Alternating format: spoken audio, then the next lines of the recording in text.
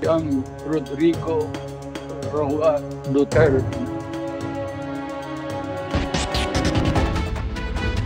Buo na po ang defense team ni dating Pangulong Rodrigo Duterte para sa kanyang kaso sa International Criminal Court, ayon po yan sa kanyang lead counsel. At isa sa plano nila, maghain ng petition for interim release. Mula sa The Hague, saksi si Mariz Umali.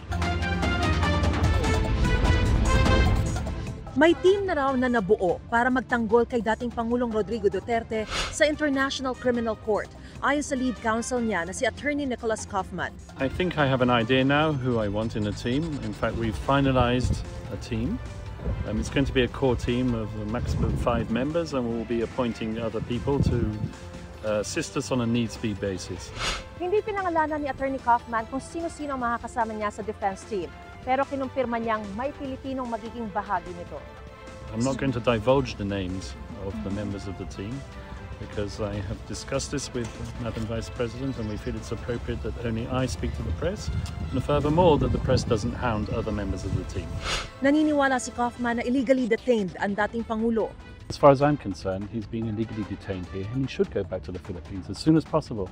Plano raw nilang maghain ng petition for interim release. Interim release is par for the course at this institution.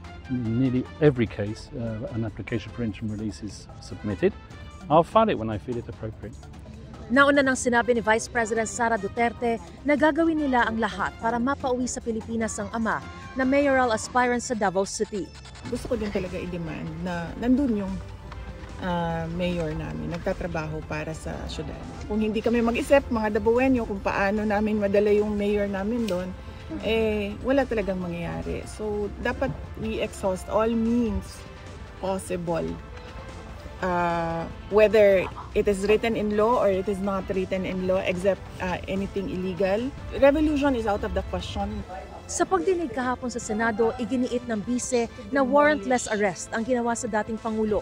Pero nanindigan ang Department of Justice na legal ang pagkaka-aresto sa kanya.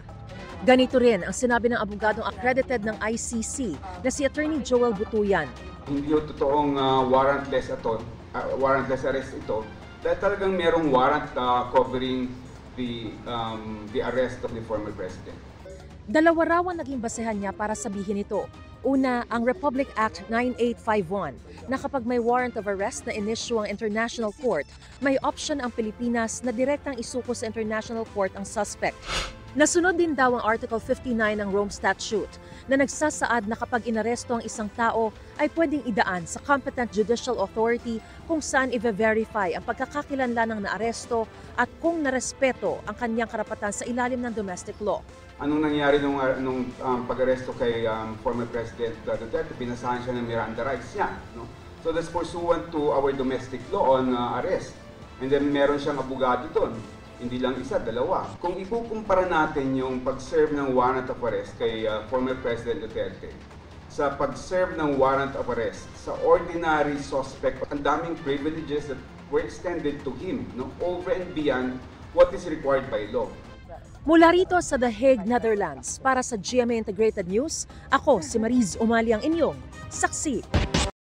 Mga kapuso, maging una sa saksi. Mag-subscribe sa GMA Integrated News sa YouTube para sa iba't ibang balita.